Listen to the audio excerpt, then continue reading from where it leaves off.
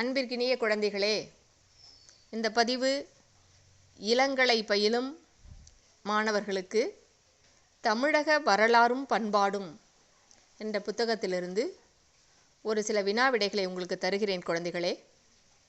வரலாற்றுக்கு முந்தைய கால நூற்றாண்டை எழுதுக. வரலாற்றுக்கு முந்தைய காலம் என்பது ஒரு குறிப்பிட்ட நூற்றாண்டு குறிப்பிடப்படவில்லை. அந்த காலத்தில், அதாவது வரலாற்றுக்கு முந்தைய காலம் என்பது எழுத்துப்பூர்வமான பதிவுகள் இல்லாத காலம். எழுத்துப்பூர்வமாக எந்த பதிவுகளும் நமக்கு அந்த காலத்தில் கிடைக்கல. அதனால தான் அதை வரலாற்றுக்கு முந்தைய காலம், எழுத்துப்பூர்வமான பதிவுகள் இல்லாத காலத்தை நாம் அப்படி குறிப்பிடுகிறோம். இந்த காலத்தை மூன்றாக பிரிக்கலாம்: கற்காலம், வெண்கல காலம், இரும்பு காலம். அடுத்த வினா, கற்காலம் என்றால் என்ன? கற்காலம் என்பது மனிதர்கள் கற்கருவிகளை பயன்படுத்தி வந்த காலம். கல்லை கொண்டு, அந்த கற்கருவிகளை கொண்டு அவங்க பயன்படுத்தி, முதல்ல கல்லை ஒரு கல்லோட ஒரு கல்லை உராயும் போது தான் மனிதன் என்ன பண்ணால் அதிலிருந்து நெருப்பு வந்ததை வச்சு தான் நெருப்பை கண்டுபிடித்தான் அப்படிங்கிறதுலாம் உங்களுக்கு தெரியும். அது கற்களை பயன்படுத்திய காலம்தான் கற்காலம் அப்படின்னு சொல்கிறோம். இதில் பழைய கற்காலம் அப்படின்னு ஒன்று இருக்குது. அது என்னென்னா மிகவும் பழமையானது. அது அங்கே கற்கருவிகள் மட்டும்தான் கண்டுபிடிச்சாங்க, எந்த வளர்ச்சியும் இல்லை. அதில் இடைக்கற்காலம் அப்படின்னு ஒன்று இருக்குது. அந்த காலத்தில் என்ன பண்ணியிருக்காங்க அப்படின்னா, வேளாண்மை கருவிகள், மண் பாண்டங்கள் செய்யும் கருவிகள்லாம் இடைக்கற்காலத்தில் கண்டுபிடிச்சிருக்காங்க அப்படிங்கிற செய்தி நீங்கள் தெரிஞ்சுங்க. மூவேந்தர்கள் யாவர்? உங்களுக்கு தெரியும், சேரர், சோழர், பாண்டியர். பல்லவர் காலத்தை குறிப்பிடுக என்று ஒரு வினாவை பார்த்தேன். பல்லவர் காலம் என்பது கிபி 3ஆம் நூற்றாண்டு முதல் 6ஆம் நூற்றாண்டு வரை உள்ள காலத்தை பல்லவர் காலம் அப்படின்னு சொல்லுவோம். அதை எப்படி சொல்லலாம் இன்னும் அப்படின்னா, கிபி 600 முதல் கிபி 900 வரை. இந்த காலம் பல்லவர்களுடைய முக்கிய ஆட்சி காலமாக கருதப்பட்டது. அடுத்த வினா, குடைவரை கோயிலை உருவாக்கியவர்கள் யாவர்?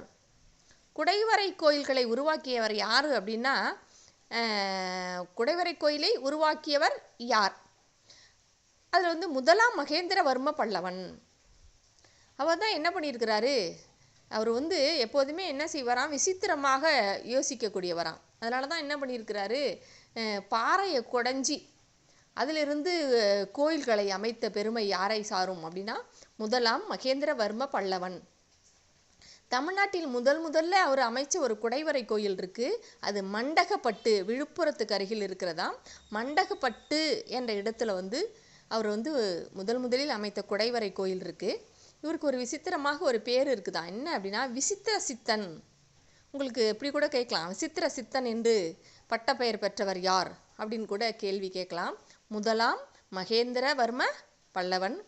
இவன் ஏன் இப்படி விசித்திர சித்தன் என்று வழங்கப்பட்டனா, விசித்திரமாக சிந்திப்பவனா. எப்படி போய் கல்லை குடைஞ்சி அதில் போய் கோவில் அமைக்கலான்னு யோசிச்சிருக்கிறார்ல, அதனால் அவர் விசித்திர சித்தன் என்று அழைக்கப்பட்டார். ராஜேந்திர சோழன் நிறுவிய கோவில்.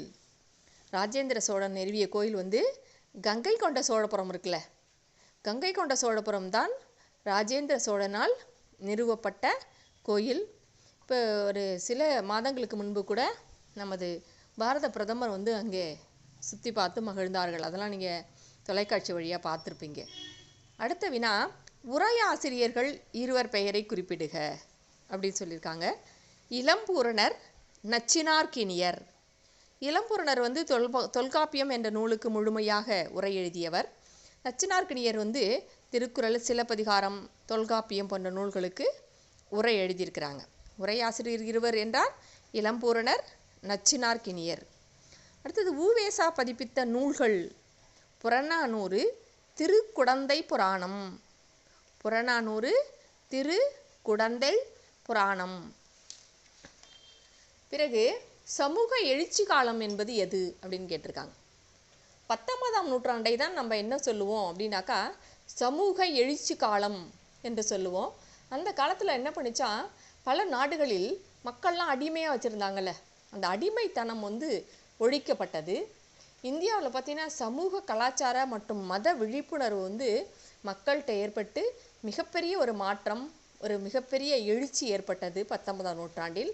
அதனால்தான் சமூக எழுச்சி காலம் என்று 19ஆம் நூற்றாண்டை நாம் வழங்குகிறோம். இதில் வந்து இன்னொரு கூடுதலாக ஒரு வினாவை சொல்கிறேன். இப்போ நம்ம இந்த ராஜராஜ சோழன், ராஜேந்திர சோழன் இதெல்லாம் பார்க்கும்போது ராஜராஜ சோழனுக்கு ஒரு இயற்பெயர் இருக்குது. ராஜராஜ சோழனின் இயற்பெயர் என்ன அப்படின்னு கேட்பாங்க. அருள்மொழிவர்மன். உங்களுக்கு தெரியும் அருள்மொழிவர்மன். அப்புறம் தமிழகத்தினுடைய எல்லைகளை எழுதுக. தமிழகத்தின் எல்லைகள் அப்படி கேட்பாங்க. வடக்கில் வடக்கு, மேற்கு, கிழக்கு, தெற்குன்னு சொல்கிறோம் இல்லையா? இப்போ கிழக்கு, மேற்கு, வடக்கு, தெற்கு எப்படி வேணாலும் சொல்லிக்கலாம். வடக்கில் ஆந்திரா, கர்நாடகா தமிழகத்தினுடைய எல்லைகள். மேற்கில் கேரளா, கிழக்கில் வங்காள விரிகுடா, தெற்கில் இந்திய பெருங்கடல். அதை நீங்கள் குறிச்சிக்கோங்க. பிறகு மெய்கீர்த்தி அப்படின்னு எங்கே ஒரு வினா பார்த்தேன். மெய்கீர்த்தி என்றால் என்ன அப்படின்னா, மெய்கீர்த்தினா ஒரு அரசனையோ அல்லது மக்களுள் சிறந்தவர்களையோ புகழ்ந்து பாடுவதாக அவர்களுக்கு ஒரு நினைவு சின்னமோ அல்லது அவர்களை பற்றிய வரலாற்று குறிப்புகளை பாடலாக பாடுவது தான் என்னது மெய்கீர்த்தி என்று வழங்கப்படுகிறது. அடுத்தது திருப்புகழை எழுதியவர் யார் என்று ஒரு வினா இங்கே பார்த்தேன் நான். அருணகிரிநாதர். திருப்புகழை எழுதியவர் அருணகிரிநாதர். அது மாதிரி 8 தொகையில் நூல்களில் உள்ள அகநூல்கள், புறநூல்கள், அது மாதிரி ஒரு வினா பார்த்தேன் நான். 8 தொகையில் அகநூல்கள் நற்றிணை, குறுந்தொகை, ஐங்குறுநூறு, கலித்தொகை, அகநானூறு. நற்றிணை 8 தொகை நூல்களில் உள்ள அகநூல்கள் அந்த ஒரு வினா பார்த்தேன். இதையெல்லாம் இந்த 2 மதிப்பெண் வினா விடைகளில் முக்கியமாக இடம்பெற்ற வினாக்களாக நான் பார்க்கிறேன். அதுபோல் சிற்றரசர்கள் அப்படின்னா யாருன்னு கேட்பாங்க. பேரரசர்களுக்கு கீழ் பணி செய்தவர்கள். பேரரசர், சேர, சோழ, பாண்டியர் இருக்காங்க இல்லையா, அவர்களுக்கு கீழ் வேலை செய்தவர்கள் தான் நம்ம சிற்றரசர்னு சொல்லுவோம். அப்படி சிற்றரசர் யாரேனும் 20 பெயரை குறிப்பிடுக அப்படின்னு கேட்குறாங்கன்னு வச்சுக்கோங்க. அதியமான், பழையன். அது மாதிரி சோழர் காலத்தில் இடம்பெற்றுள்ள கோவை நூல்களை எழுதுக ஒரு வினா பார்த்தேன் நான். குலோத்துங்க சோழன் கோவை. சோழர் காலத்தில் இடம்பெற்ற கோவை நூல்கள். குலோத்துங்க சோழன் கோவை, தஞ்சைவாணன் கோவை, அம்பிகாபதி கோவை. அடுத்த வினா, களப்பிரர்கள் பற்றிய அறிய உதவும் நூல்களை எழுதுக. களப்பிரர்கள் பற்றிய அறிய உதவும் நூல்கள் 10 பாட்டு, 8 தொகை. இதை நீங்கள் குறித்து கொள்ளுங்கள். பிறகு அகமும் புறமும் 8 தொகையில் அகமும் புறமும் கலந்த நூல் எது என்று ஒரு வினா இருக்கிறது. அதில் அகமும் புறமும் கலந்த நூல் பரிபாடல். இதை நீங்கள் தெரிந்து கொள்ளுங்கள். பிறகு அடுத்த பதிவில் உங்களுக்கு மேலும் 2 மதிப்பெண் வினாவிடை, 5 மதிப்பெண் வினாவிடைகளை, முக்கியமான வினாவிடைகளை உங்களுக்கு அடுத்த பதிவில் தருகிறேன் குழந்தைகளே. நன்றி.